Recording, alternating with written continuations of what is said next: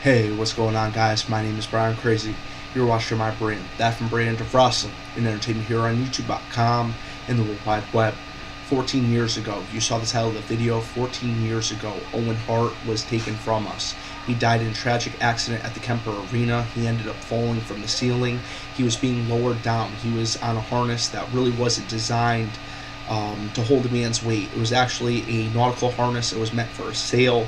It had a quick release mechanism on it because the whole gag was he was the Blue Blazer that night. They were going to lower him down. He was going to dangle there for a second and release himself.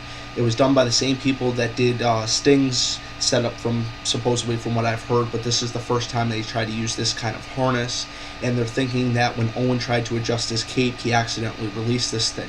It should have never been used on a human being. It was the wrong harness. It was a bad stunt. And the kind of human being Owen Hart was, from what I heard, he had no objections. He didn't even like heights, but for the show, for what he loved, he was willing to do it. And he never thought that would be the last time, he'd be walking into an arena. He never thought that would be his last match, the last time he would see his family, this, that, or the other. So here we are 14 years later, and a lot of fans are familiar with what happened. A lot of fans aren't. But that's the purpose of this video, to make sure that fans remember.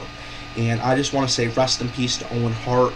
I want to send out my condolences to the entire Hart family, his wife, his children. And I just have some great memories of Owen I want to share with you guys. The great matches. I mean, just some of the best matches. Some of the best, stables he was involved in. The Hart Foundation. Then he was aligned with the Nation of Domination. He was the co-leader alongside The Rock. The great tag team he had with Jeff Jarrett. I mean, guys, I cannot say enough good things about Owen Hart. And to be perfectly honest, probably before I start crying, because Owen died when I was young. I was only 13, and I remember I wasn't fortunate enough to get to see Over the Edge that night. But I remember I wasn't feeling so hot. I stayed up and I was watching something on network TV. I had a little TV in my room with some rabbit ears. Yeah, rabbit ears, guys, going back old school. And I remember they said, a wrestler passed away, all the details at 11. And I was like, oh my God, who is it? And I find out it's Owen. And I remember the conversations at the lunch table the next day with me and my buddies. We always talk wrestling. I'm sure a lot of you guys were the exact same way. I've been a lifelong fan, guys.